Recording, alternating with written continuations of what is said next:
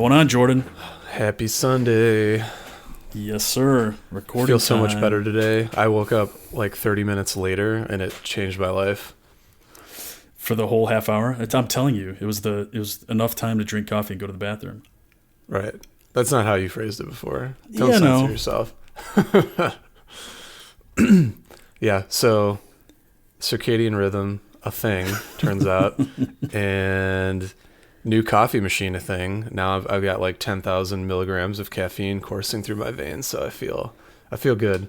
Your coffee machine looks like a damn pressure washer is what I was trying to tell you yesterday when you sent me the photo. But I think that was misinterpreted. Obviously, I was using text to talk on my phone, which is better than just texting flat out. So I couldn't, couldn't elaborate while I was driving any better than that. I feel that. Yeah, it was complicated. Actually, my pressure washer was much simpler to operate. It took me, I spent this thing came in the mail Thursday night, and I spent 2.5 hours just making test shots, trying to figure out how to get it to be the right consistency and the right pressure and all this shit. It's involved, but the end effect is something that I could have just gone to Starbucks and bought, but at least I made it myself. I feel good about that. The Nespresso doesn't cut it for you? No, not really. I don't know. I don't know Plus, enough. I haven't tried them back to back, so couldn't tell you. I mean, it's in terms of the input and the output. Yeah, the Nespressos or all those types of pod things are. If you've got 5 seconds to make a cup of coffee, you're going to get 80% of what doing this is. I think for me, it's more it's cathartic maybe to make it yourself and to kind of have a little ritual. Yeah. Yeah. So yeah, that was my Thursday. Super exciting. And then I don't know what else are we doing this weekend. What did you do for Valentine's Day, man? Are you a Valentine's Day kind of person? No, we're pretty low key in that regard. No Chinese food. No Chinese food. We were pizza. It was almost as bad. Did you get a heart-shaped pizza? Heart-shaped pizza. Yeah. No, just hung out. Yeah, and unfortunately, there's a kid that I see. He told me that he's a pizza delivery guy. Valentine's Day is the busiest day at his store for pizza delivery, which blows my mind. Of the entire year. Yep, more than Super Bowl, more than Thanksgiving, more than I don't know, all those times where you would imagine that would be a thing. Why do you think that is? I don't know. A lot of people are single and unhappy, trying to eat their emotions away. They don't want to go out and see happy anywhere. people. Yeah. Wow. Yeah. What about you? What are you up to this weekend? Nothing, man. We went to the boys. Our kids are in basketball, man. So they have 2 games, but there's a 2-hour gap between their games. So Friday nights are spent watching their basketball games. And I never gave a shit about basketball until someone playing, or until the kids started playing. Dude, I get so pumped up. I get so hyped up. I used to think it was ridiculous, the people that would yell at a basketball game. Now, I don't do that, but internally, I'm screaming at people. They're 10 and 7, bro. There's nothing. The 10-year-old game is pretty cool, but yeah, that's become my Friday night thing.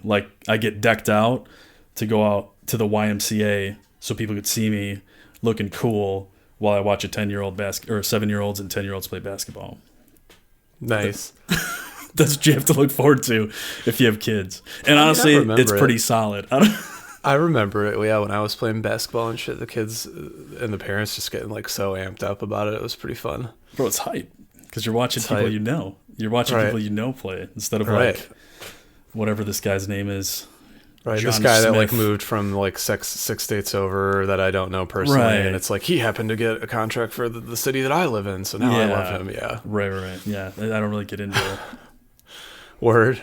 Yeah. What about any movies? Do you watch any of the winners, the Oscar winners? From last week. Man, I have such a hard time watching the Oscars because I don't care and I don't. I don't pay attention to anything that's going on. And it just seems like a lot of people playing with themselves in public is what it feels like. It's like a little show of, I don't know. I guess that's how I feel about those awards shows in general. It's like a little group of people that feel really good about themselves.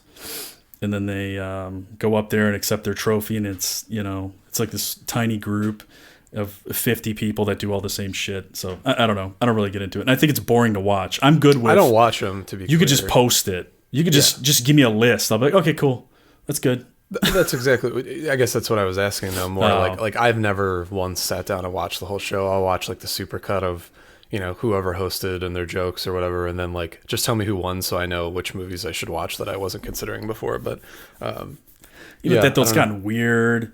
Some movies are just on the list because of like political social reasons, movements or political reasons, and it's like, come on, just make the film. It doesn't have to be more than that. There are so many outlets for that.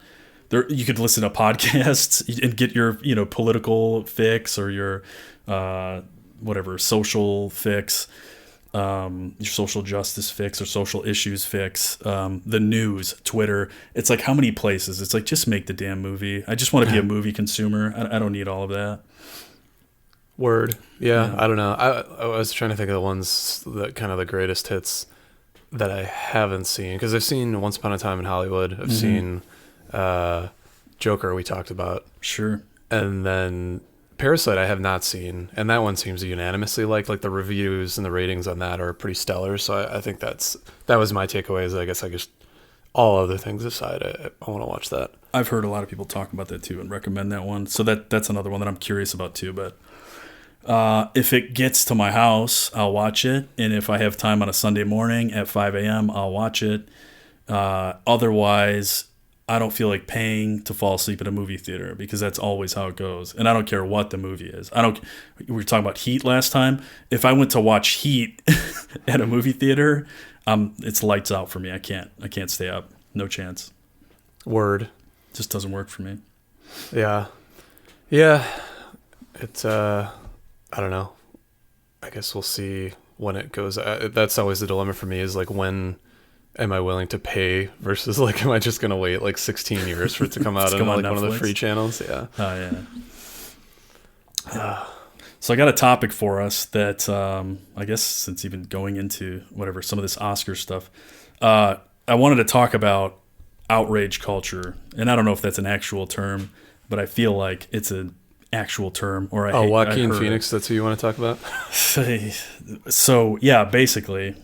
Yeah, man. What is the deal? Why is everyone outraged about everything? Why does everyone feel like they have to go 0 to 100 every single time they have a feeling about something? And yeah, I feel like the news has taken advantage of it. Media, I mean, every kind of media has taken advantage of, I don't know, getting us emotionally invested and impulsive to click on a thing, to post the thing, to... Yeah, I don't know, to have it, to be outraged, basically. Why do you think that this is, I don't know, sweeping the social forum? Well, I mean, I think in its simplest form, my take, obviously, my background being in media, digital media, that I've seen the proliferation of this sort of tied directly to generating clicks, right? Like, sure. As a media outlet, whether it's direct or indirect, I mean, everybody understands that you're not getting paid unless eyes are on the content, right? We're running ads. The advertisers are only going to pay if those ads are seen and if they're interacted with. And so what's going to drive the most clicks to the content is clickbait, sensational headlines, right? So, I mean, I think that's probably the worst part of where we are with media online now, is that it's not about choosing an outlet you trust and paying for a subscription anymore and incentivizing them directly to keep the quality of content up. It's now indirect in that you pay them by clicking, and you're going to click the most over the top crazy shit, right? Right. To me, I mean, if you boil everything down to the simplest cause, that's it. So do you think it's actually that people are actually feeling outraged though? Or do you think that when they're interacting with their technology, it's like creating a impulsive feeling, for that you guys are, I don't know, I guess, can I say manipulating them to have? Is that unfair to say that you guys are doing? I mean, I think so. in aggregate, yeah, media is incentivized to do that. And so consciously or subconsciously, they're writing. I mean, there are specific types of headlines that, are written for social media, for search. I mean, that is a fact. Mm-hmm. In terms of what, I guess that's the cause. But in terms of the catalyst, yeah, I mean, I think we all want to be outraged at our core, right? Like, it's not as exciting to just have something objectively sort of spelled out if it sounds boring and if it's not something that gets you riled up, right? I think it's like a car accident. If you can't look away, that's more exciting versus just getting, your news and it's like, well, this happened today. What you want to hear, like, why it happened and who is getting screwed over by it. And I think that combined with sort of social media, which has given a sort of sense of community and an entitlement to feel like you're a part of the news now, I think that also has not helped. Right. Yeah. It's difficult to navigate because I'm pretty critical about this kind of thing, and I nearly take the bait every time. And then I have this counter reaction against it. Like, I know what you're doing. I'm not clicking on that, but it still creates the same feeling. Like it initiates that response in me. I don't react to it because I feel angry that someone is intentionally trying to do that. But even that being said, so if we're susceptible to being manipulated like that, it's like, there must be something in us that wants to come out in that way. It's not just like you guys are injecting, whatever, the advertisers, the media companies, or whoever are injecting us with this emotion. It's like something is kind of like coaxing it, it's like getting it out. Right. So then it makes you wonder, like, why is there something going on at this place and time? Has this always been going on? Have we not found ways to express it?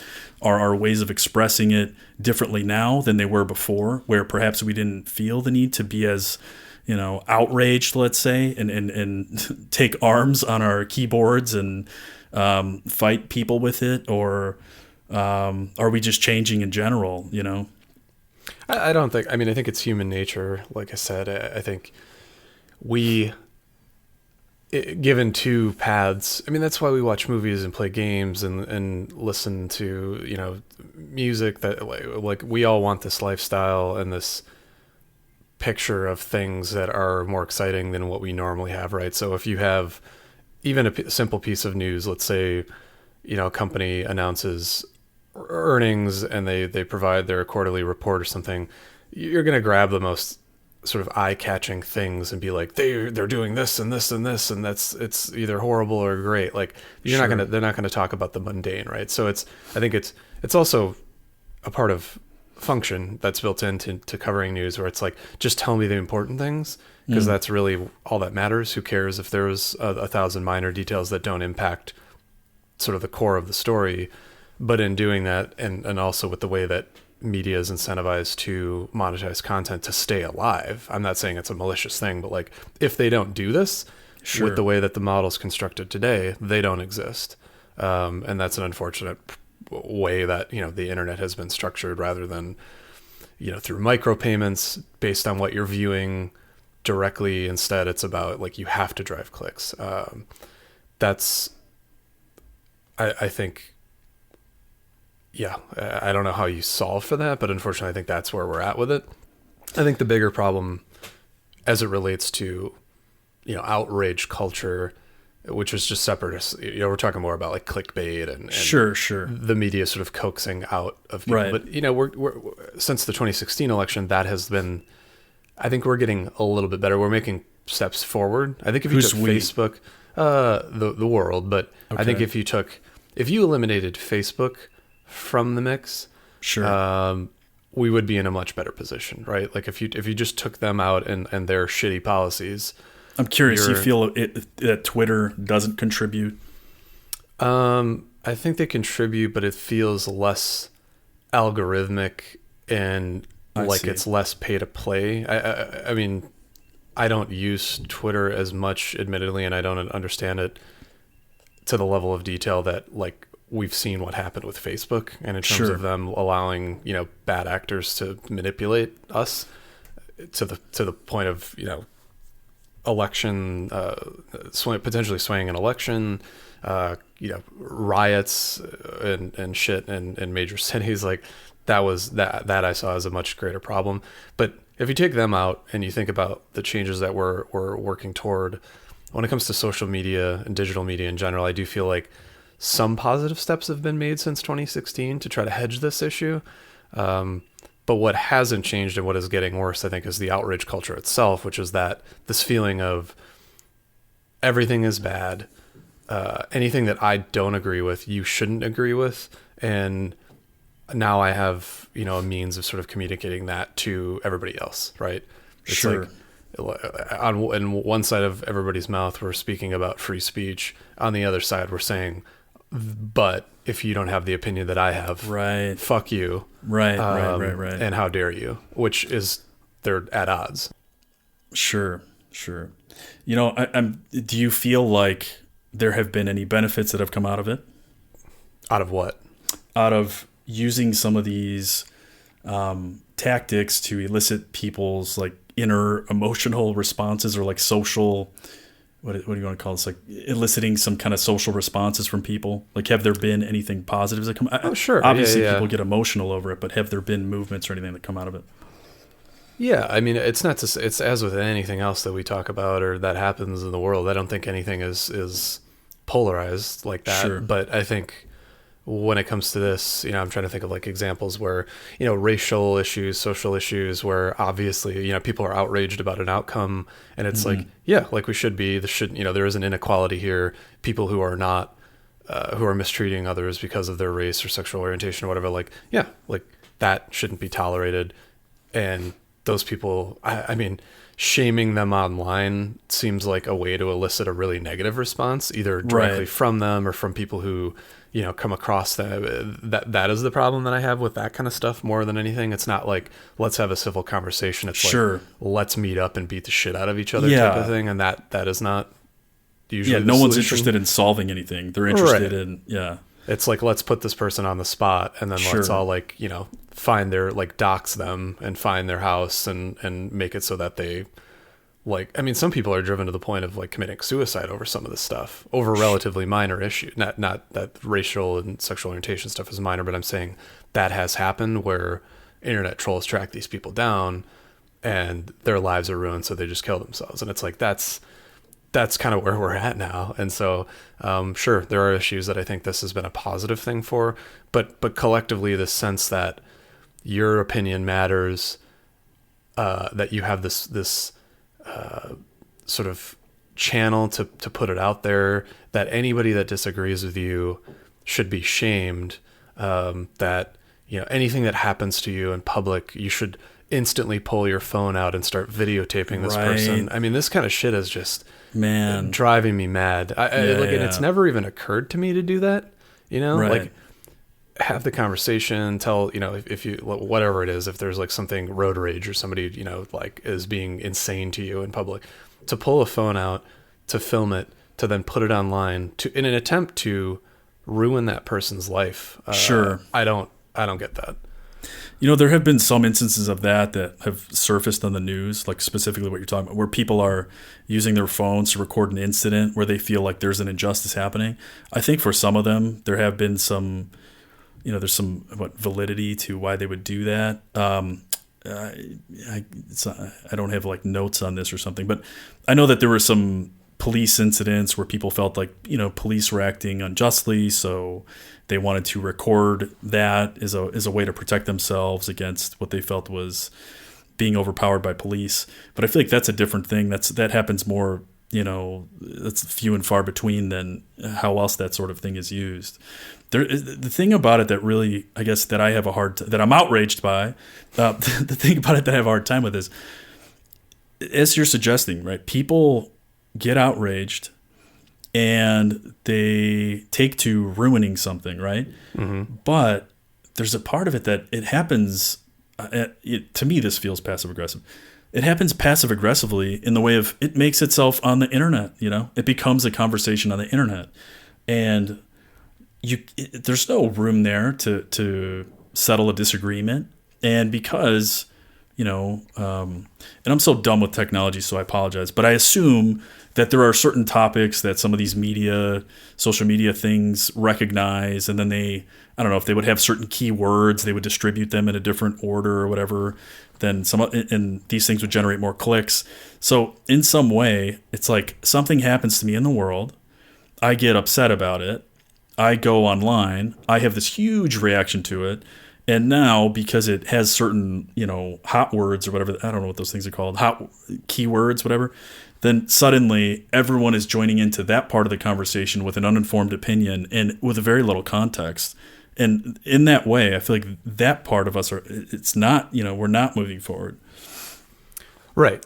And I mean, it's an interesting point, right? Because I think it's like, why are the people posting it to begin with? And I think, as with everything else, also, it's not necessarily initially out of malice. I mean, while I'm saying that I would not go videotape somebody and then put it online to try to shame them, I don't know that the people, like, if that is sort of the initial event, and then the culmination of what unfolds is like that person gets shamed to the point of like not being able to find a job, or feels like they have to live in the shadows because they're now this like viral internet sensation. Like, if those are sort of the destinations, I don't think the person who initiated that by posting the video thought about that. Sure. I think it's about like, hey, this thing happened to me. Isn't it fucked up? Don't you agree? Was I on the right or the wrong? I think it's about like confirmation bias. They want to make sure that they were, it's like they want reassurance in their experience. Yeah, like the woman this week that posted, she was like on some flight and some guy didn't like that she was reclining into her. And so she used the selfie camera and filmed him. He was like pushing on the back of her chair or something, like shaking her to get her to like get annoyed and unrecline. And it's like, okay, but like, we've all been on a flight with people who are being obnoxious, right? I've never once taken a video of them and posted it. I don't just like settle it on spot, right? Like, just be like, dude, about it. Stop kicking the back of my fucking chair. And I think she did ask for that. Whatever, it doesn't really matter. But it's like, you posted it online. I've seen it myself 3 or 4 times from different, news channels or like on social media, and it's like, so if something happens to this guy, was that her intent? Probably not. I mean, he was a dick. There's no excusing that. But I didn't watch it. I saw he was just being obnoxious. I mean, it was incredibly rude. I don't understand where he's coming from, but I also don't understand where she's coming from, and that this needs to be like a topic on the internet now. Sure. And if we end up at the point where this guy can't get a job, or like, his life is changed by this all because he pushed on the back of someone's seat for a while on an airplane, years ago or something, like that feels like that wasn't her intent.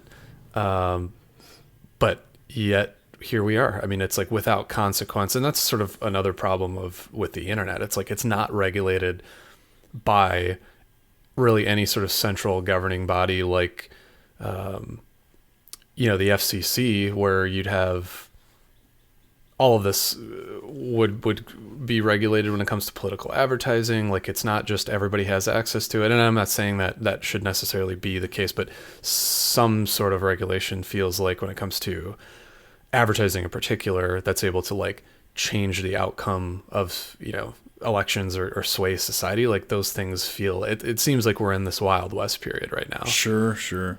Yeah, how do you handle it? There's just too much content that's produced all the time. Everyone can author on 70 million platforms, as you and I are authoring, things right now. So yeah, it's kind of nuts.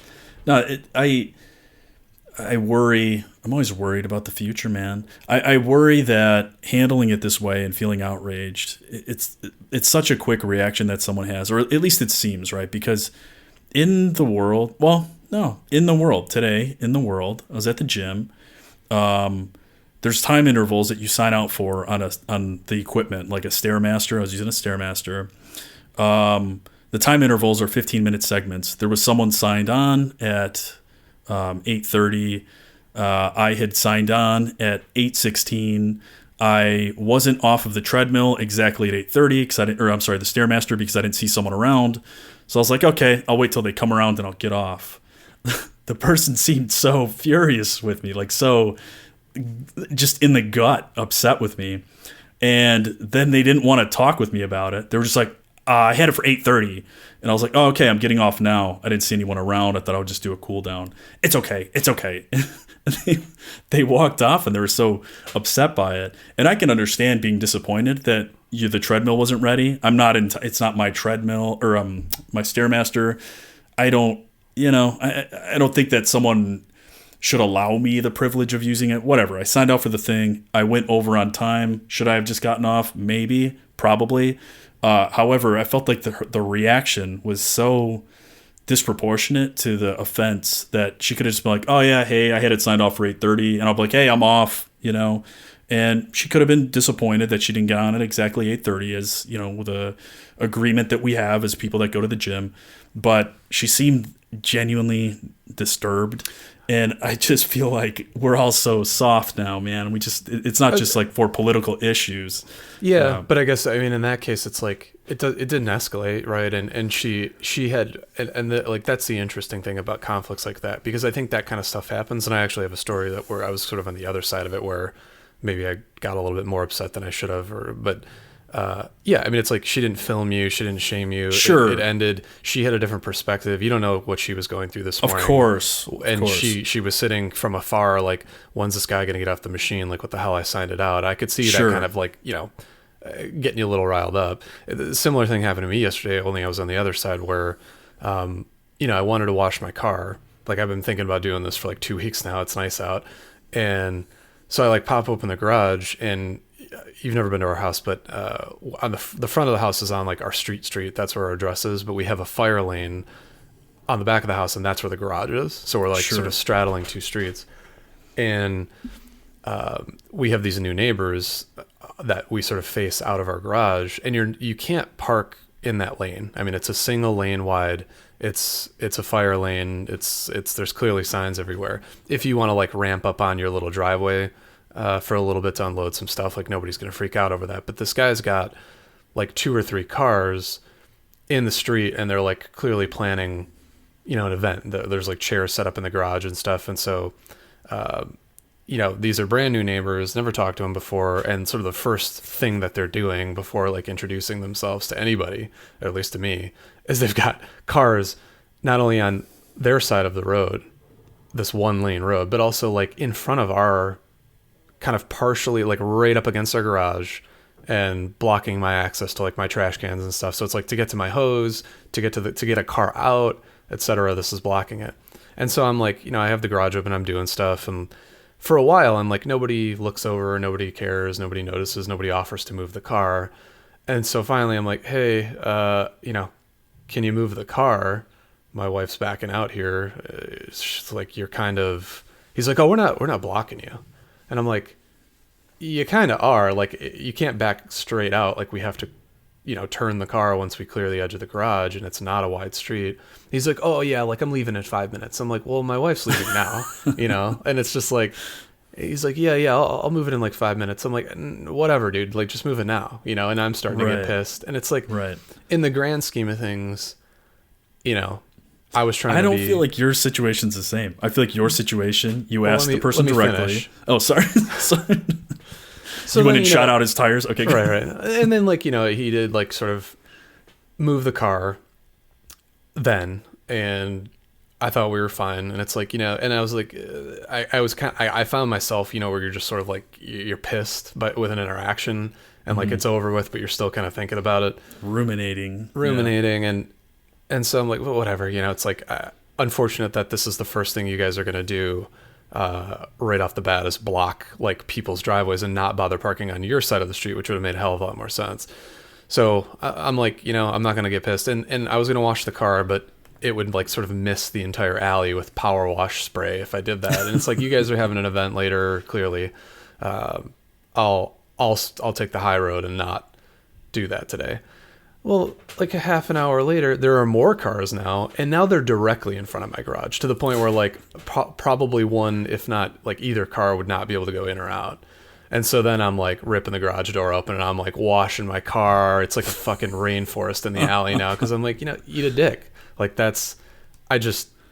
after having the interaction, you're going to bring more people and have them park directly in front of people's garages that you called everyone they knew. Right. I mean, it was like, I've never seen it. So that, like, that kind of thing. But again, I didn't film it. I just was passive aggressively an asshole to them to make the point that, like, I feel like you were direct initially, man. I don't know. I feel like that's different. You were direct. no, afterwards. But yeah. Okay. By washing the car, I'm saying I was passive aggressive. Sure. But, you know, again, it's sort of like, that's how things escalate. The difference is, like, neither one of us was filming each other and not posting it online. And it ended there. But that, I think for so many people, that's sort of like, can you imagine the disrespect here? And then they feel like entitled to sort of put that on a national or like an international forum to get feedback on it, so that they can sort of validate their reaction to it and then shame this person into, I guess, changing their behavior. But it's like, nobody's going to change their behavior. Right. Are you going to make friends with them too after they change their behavior? Is that what you're interested in? No. Yeah. I think, like, everybody just wants to destroy their enemies. That's the whole point of this. It's not about, like, correcting an error or, like, a misstep. It's about ruining them.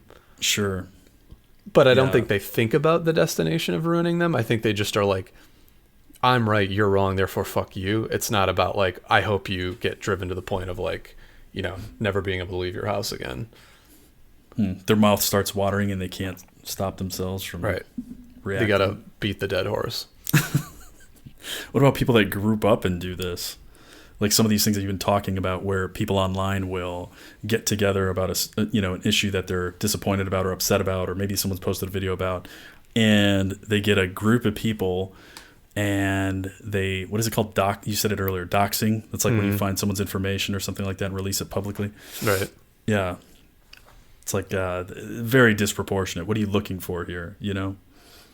Yeah, I think it's like a lot of the stuff we've been talking about, where it's sort of the sense of community. It's like, once I've identified that other people think that I'm right and this other person was wrong, or this whatever the event was, that, like, you were on the sort of the wrong side of it and it's outrageous, you all it's like, let's group up together and try to spread awareness about it and make sure that everybody knows that we were right and that this thing was wrong. And so that's when the snowball effect starts, and it's like, yeah, who knows where it's going to go. I mean, sometimes it goes nowhere, but other times it's like, you know, holy shit. I find it hard to participate anymore in all this stuff. Like, I feel so, like, exhausted from it all the time. I don't even have social media. Nothing. I have nothing. If you count YouTube, I watch a lot of YouTube videos. But I remember when I would have social media, it was like just the beginning. So I haven't had any kind of social media since, I think, 2012 or 2013 or something like that. And I would just see people engaging with each other, not like out of encouragement, but like they'd find someone that they disagreed with, and then, like, let's all attack them, and then there's this whole battleground that plays out, and then you, like, leave the situation feeling really upset for no reason, for some situation that you're not even there's nothing more to it than that one interaction in time. And right. It's like the act of sort of the discussion of the event becomes a deal than the event itself. Yes.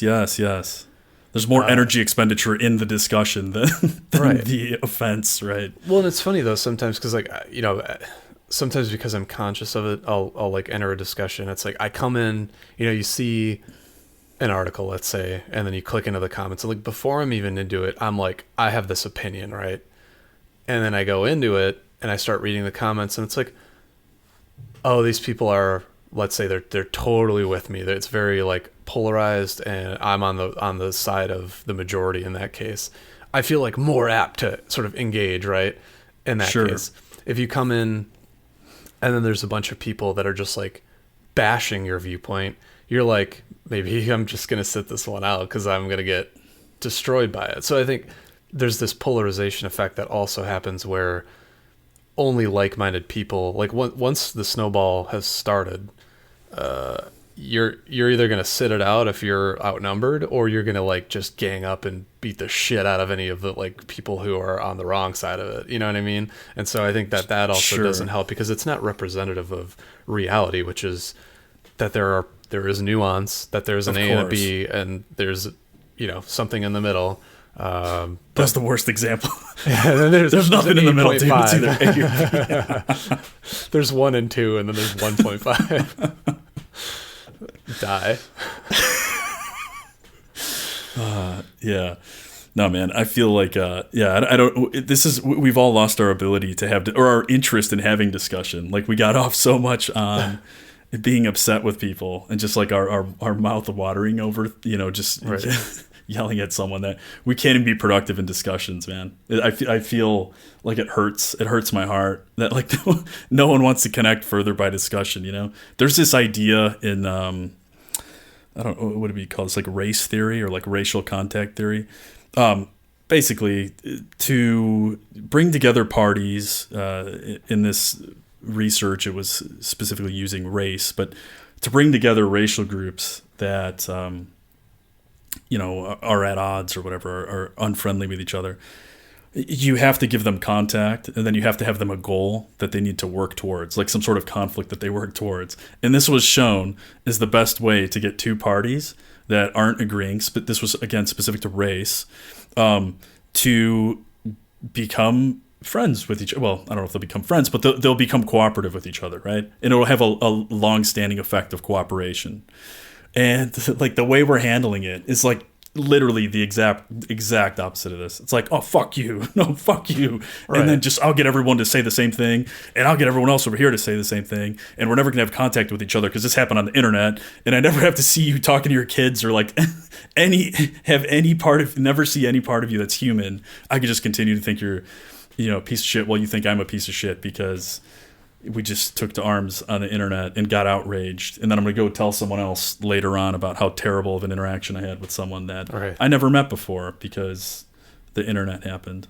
Yeah, and it's so interesting. It's like, and I get, it's just human nature. I don't think we're going to change the nature of humanity in this way. I think that if there is even a solution here, because if we think about where we are now and where we were before and sort of the things that have changed, I mean, it is technology, right? It's the fact that we can all connect individually. We don't have to go through sort of any central like means of information distribution like television or radio or newspapers. Like there's nobody watching and filtering for us anymore to determine what's safe and what's not. Everything's just out there. And I think that lack of a filter is what has caused this digression and other digressions.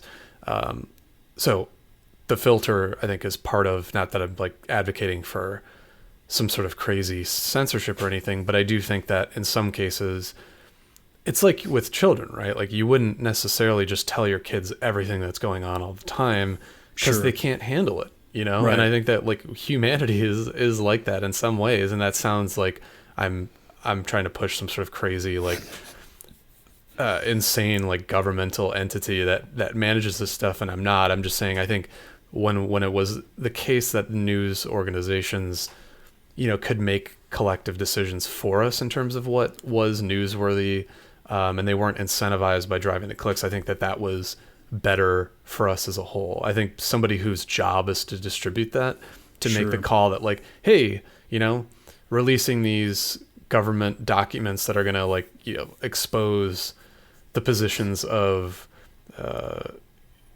undercover agents across the world, maybe that's not a good thing that we should publish, versus, okay, there's some abuses in this governmental branch. We do want to publish that because the people should know, and there's nobody directly in the line of fire in this case. Like those are the types of things that used to happen. Right now it's like, put it on WikiLeaks, and now everybody's just seeing what's going on. And and almost in like some ways you could say, oh, well, that's great because then there's complete transparency. In other ways it's like there's so much noise.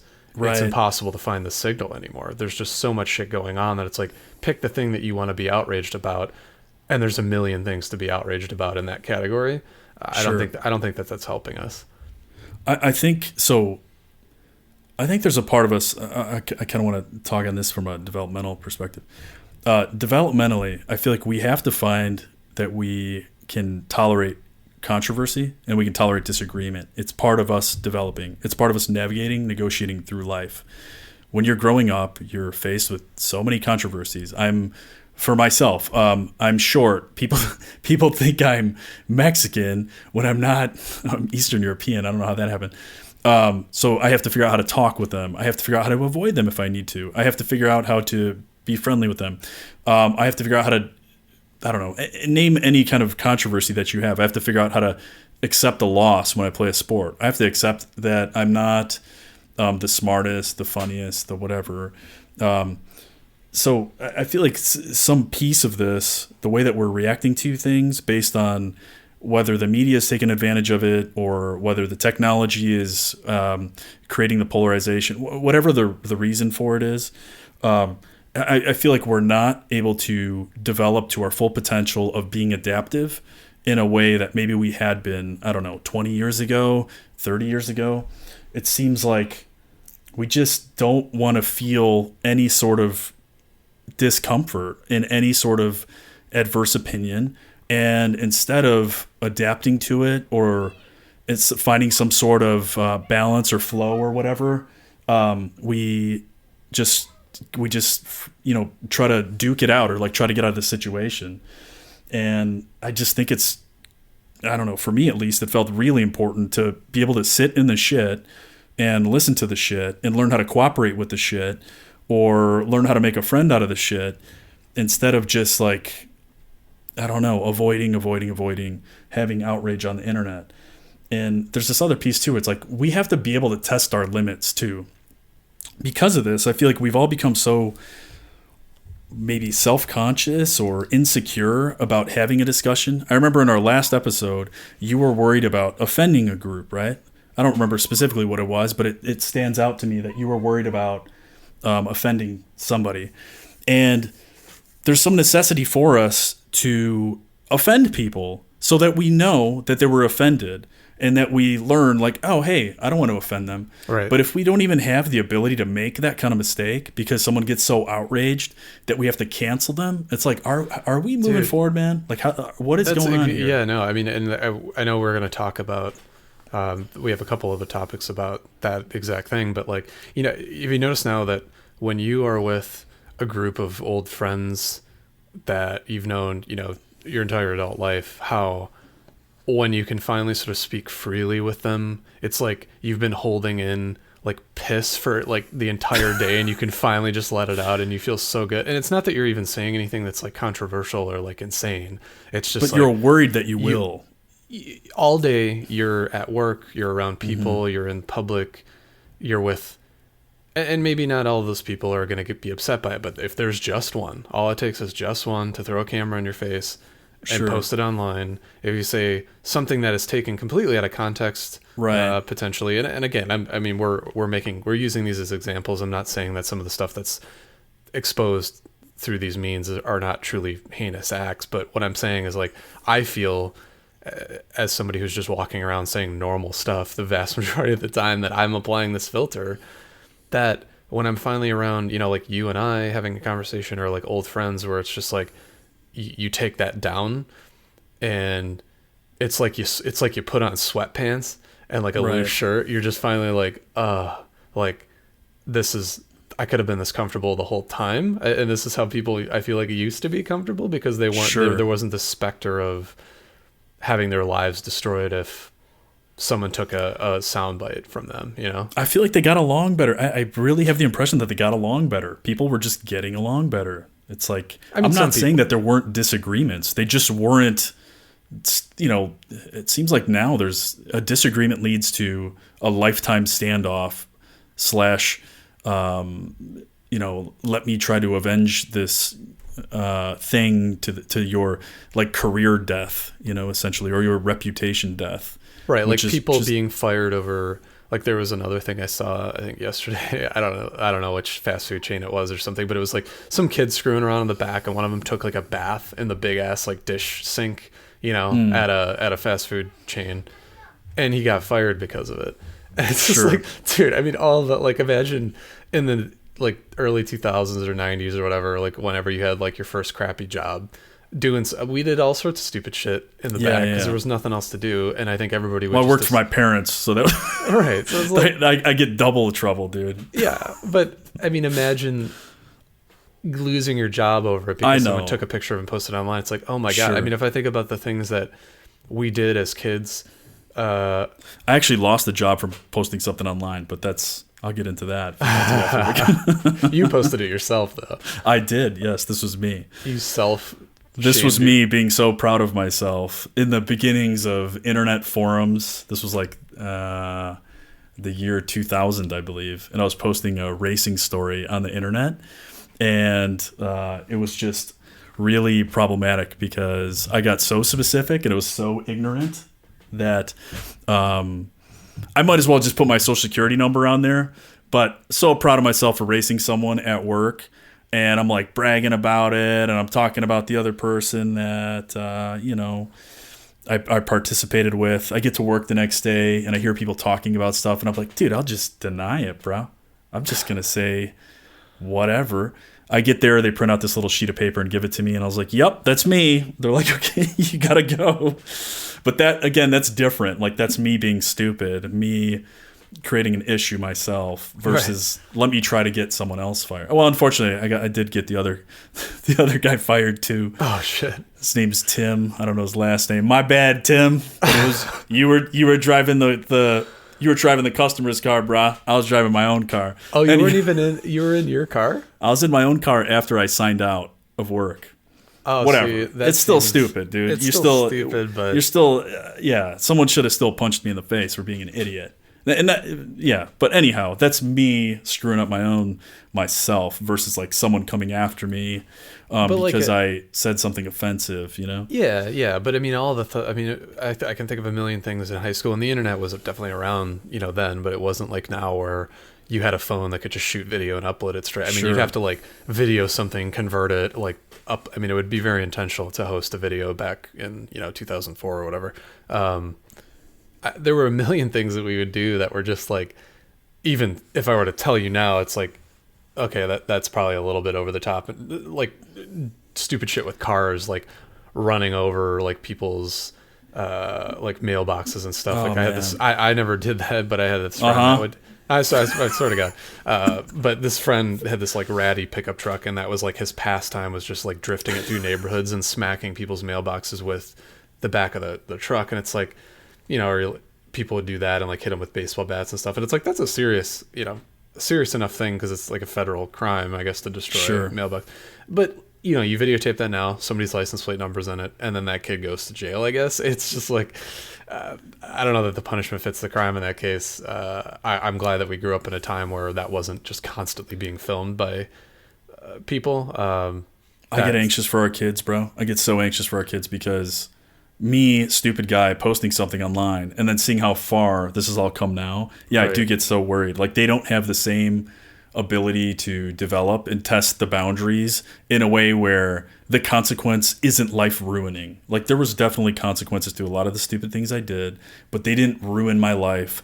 They didn't go on some permanent record somewhere. They didn't, a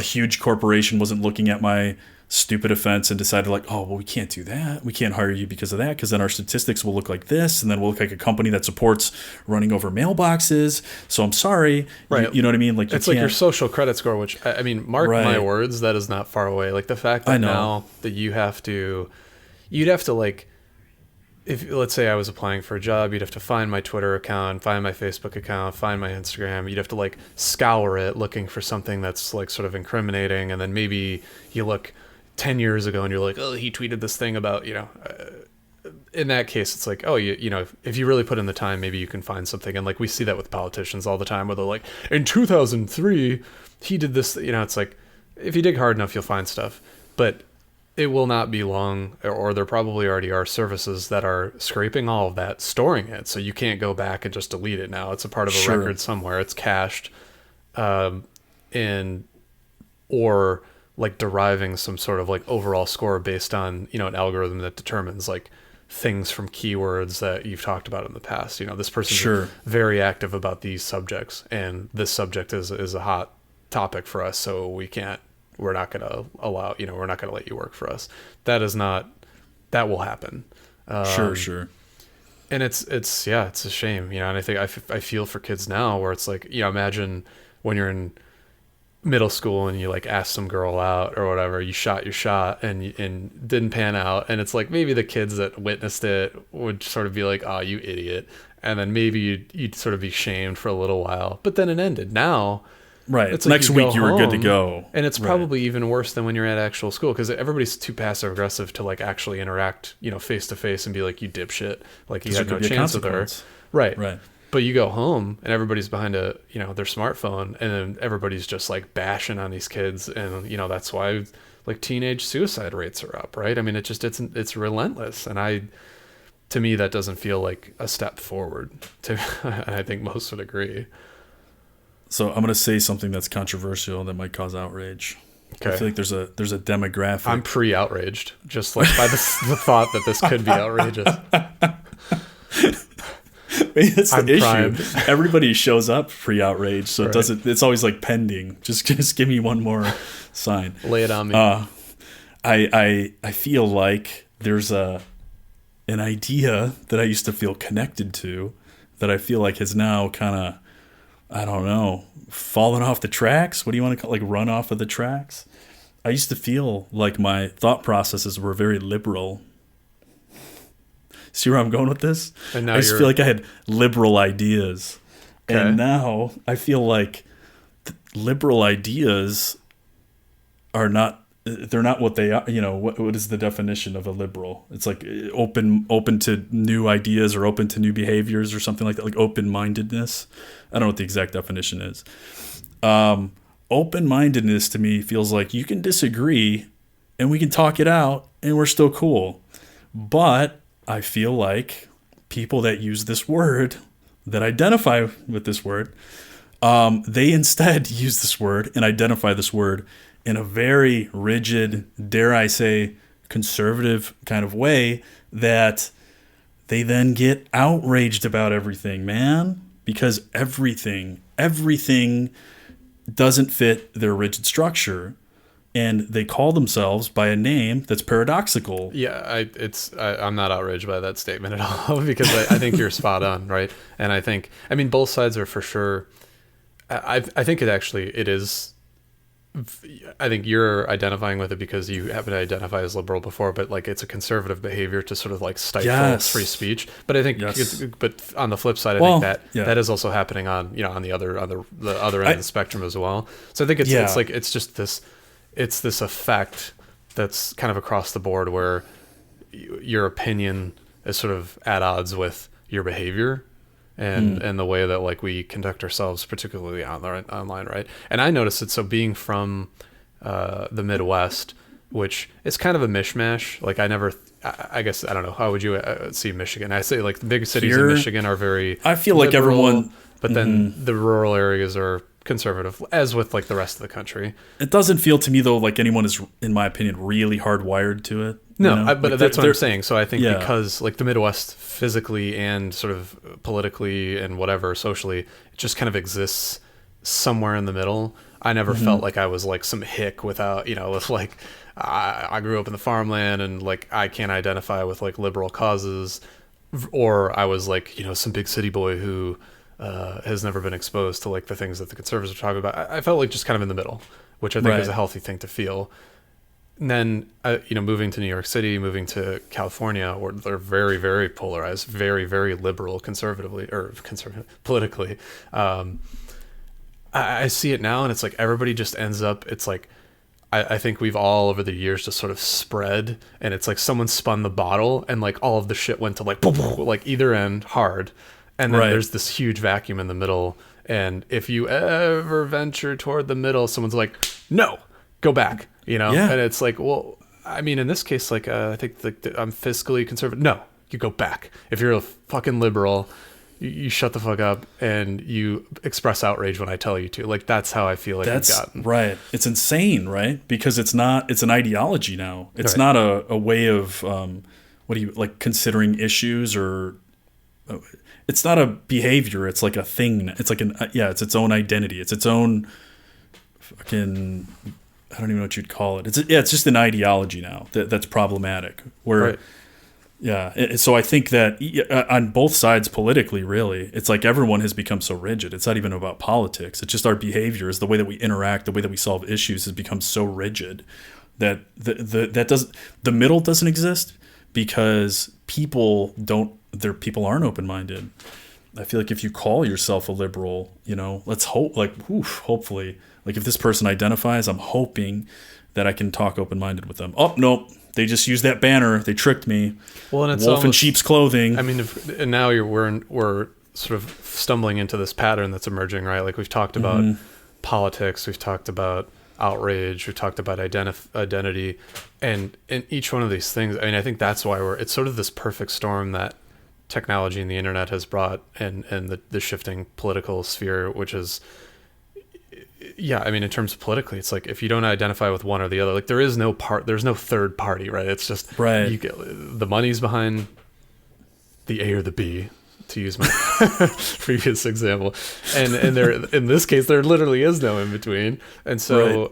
You have to identify with one or the other. And every internet argument and outrage is the same damn thing, right? It's like pick a side. Nobody, if someone tries to bring nuance to it, it's like you're trying to justify, like this terrible behavior, and it's like, okay.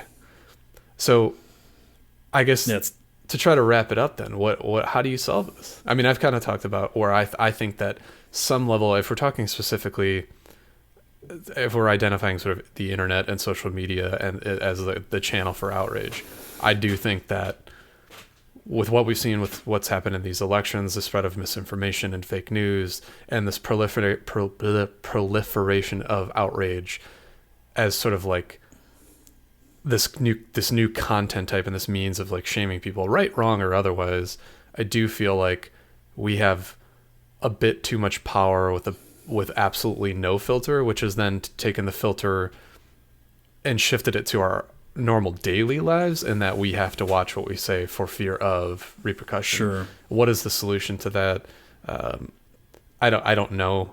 Put simply, I would say, like, fundamentally, I think that there needs to be more regulation and filtration in place to prevent things from this snowball effect and from things going off the rails perpetually. I mean, I feel like we just live off the rails now. There are no rails.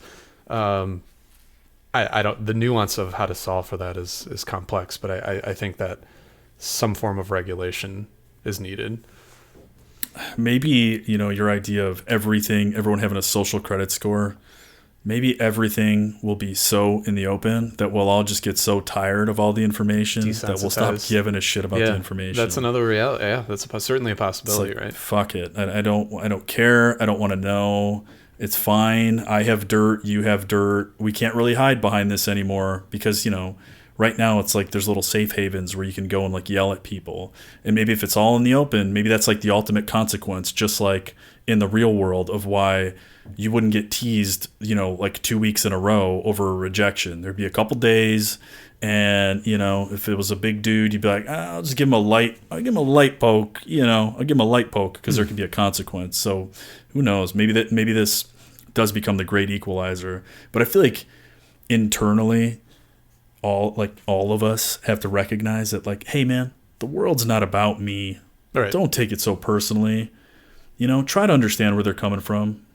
Just maybe listen to their perspective. Maybe give them your perspective in a way that's not, with a pitchfork and a lit torch, and just understand that there's going to be more people. They keep happening. We keep populating. It's not going anywhere. Maybe not. Right. We keep getting more populated. There's going to be more opinions. You gotta just, don't take it so personally. Just settle down. Try to connect with the people. If that's what you say you're doing on your social medias, you're connecting, and just take a breather and just try to get an understanding and try to give them an understanding and recognize that there's no virtue in any of it. There's no virtue in any of it. There's no right. There's no real right and there's no real wrong. It's just like, just try to get along. And I'm not even like it's outrageous that I'm not even a PC guy. I'm not even PC. I seem to be like more, if this exists, a positive nihilist than anything. But yeah, it's like, just don't feel so entitled, man. Don't feel so entitled. We're just ants. Just take it easy.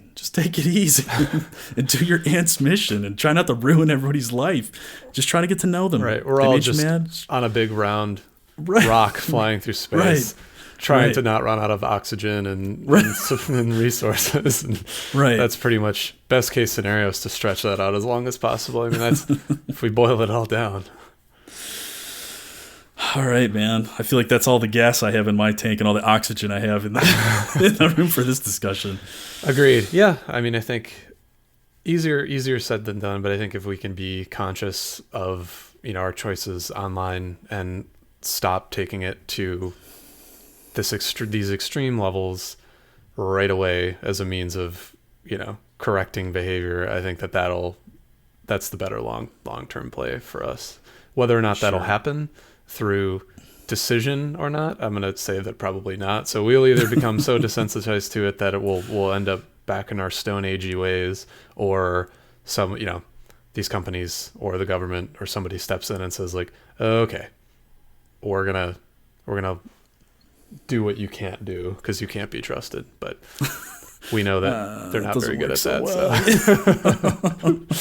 So in the meantime, we'll just keep being outraged and just cry to yourself in your room. Right. I mean, that's what I do. I just stay on social media and I just hate myself in private, and that's it. Right. All right, man. Well, I gotta go make sure no one's blocking my garage. I gotta go get outraged by some kids making noises while I'm recording this. All right, man. Well, have a good rest of your weekend, and we'll chat later. All right, man. Take it easy.